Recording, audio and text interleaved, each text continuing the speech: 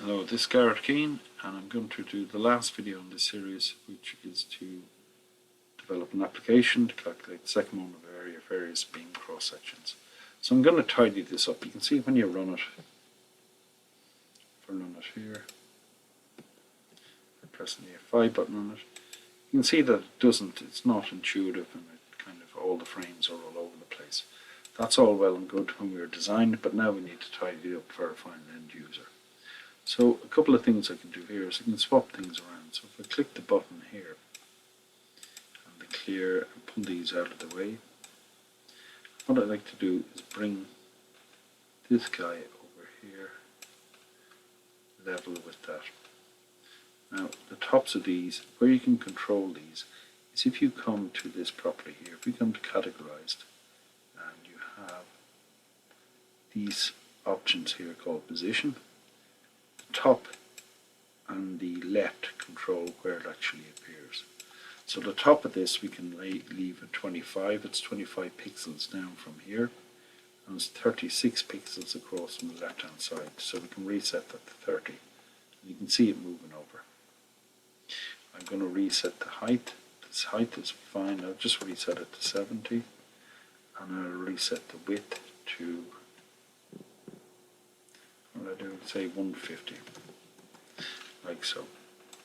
So I have nice standard values now here for the positions. Now what I want on this one is the top of this one is at 25, so I want the top of this one to be also at 25. So rather than trying to do it by eye, you can position it exactly there. The width of this is 210, the height is 210, the height is 70, that's fine, and the left position is 210 and the top position is 25 down.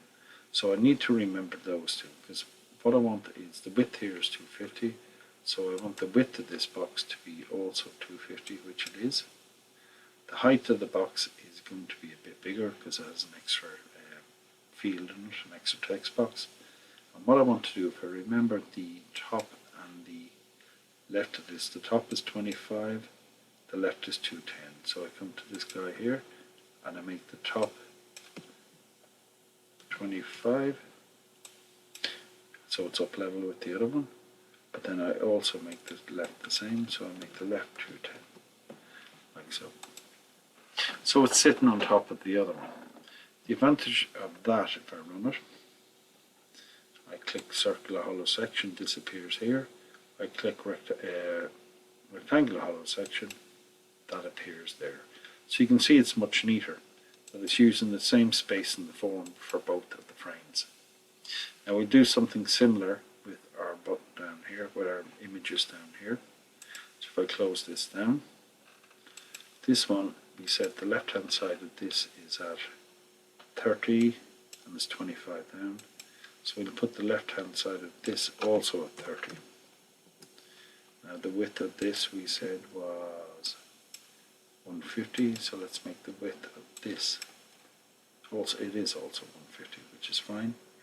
The top we said is 108, let's just put that to a round figure, so 110. The height is 114. What's the height of this guy? That's the same, 114.15. So I'll just round it to 115. So it's, the left is at 30, so it's 30 pixels on the left, and it's 110 down. So this guy I will do the same. I put the left at 30, and what did I say it was? 110 down from the top. Remember, it's the top, it's 110 pixels down from the top left hand side. So same with this guy, I'll put it at 110, and you can see now it's sitting exactly on top of the other one. So now when I run this, that's my circular hollow section there, that's my rectangular hollow section. So you can see, even although these pictures, it would be better if they're the same size, or the white background is the same size, you can still see that it works much better as a program. So the last thing we need to do then is our buttons. So we can actually sit our buttons in here like so. I might just narrow that in. Same with this guy here, I might just narrow it. It's good that they're the same size, so I'll put that as a clear. Now once again, I'm trying to do by eye, but it's much better if I just say the width is 90 and the height, I'll make the height be 40. So this one, I'll also make the height equal to 40. Where's the top of this one? The top of this one is at 132, so I'll make it 130. And I'll make this one the same height.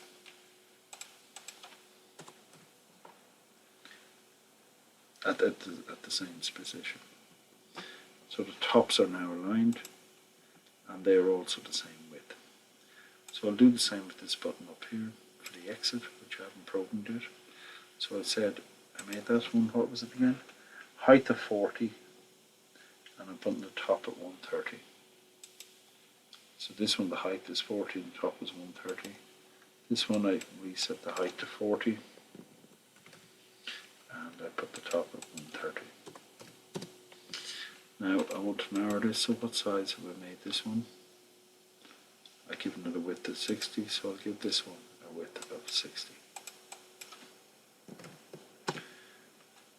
So you can see we're kind of getting there. I'd like to move it slightly over. I'm messing it up here, but I can reset it again, just so it looks a little bit neater. It takes a bit of work to make them look very exactly right. So I'll put the top of this back to 130. Because I was moving around, it got moved around a bit. Top of that at 130, and the top of this at 130. The width of this one is 60. The width of that is 60, and that needs to be a bit wider, so it's 90. So that doesn't look too bad. And then I'll come in here,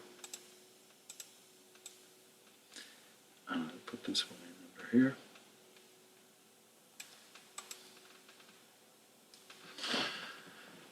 And the width of this frame is 250, and the width of this frame is 252, so I'll just set it back to 250. The left hand side of this frame is at 210, so I'll set the left hand side of this frame at 210. You can see now it lines up very well with the other one. In fact, what I need to do is redo these buttons again, because they're actually out of line now. Needs a little bit more work, but you kind of get the idea. So that's 132, keeps going, snapping to 132, 130, 130 for the top, and 130 for the top. Okay, that's fine. So this is all looking a bit better now. So if I run it, circular hollow section, I get those pictures. Rectangular hollow section, I get those. So you can see there's a gap there. There's nothing we can do about it because there's an extra text box in this one. Okay, so then if I put a value in here, I put 200, 300, 20, calculate second moment of error, it goes in there. I'll show how to format that number correctly in a minute. Clear works properly, exit isn't working properly, so we look at that. So the two things I need to do are to just look at the format of the numbers and to set the exit button here. I am also going to resize the whole window because it doesn't need to be as big anymore.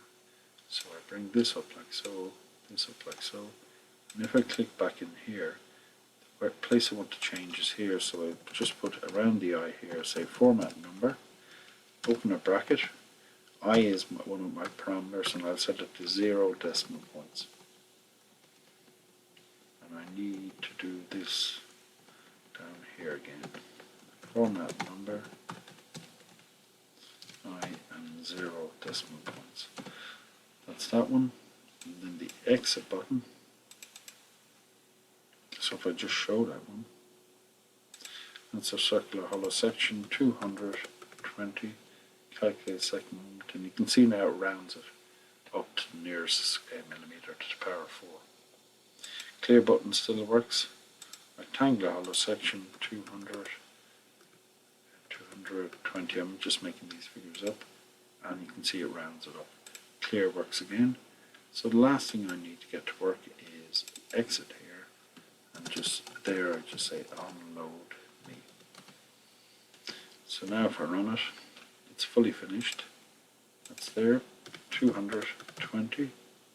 Calculate second moment of area. That's correct.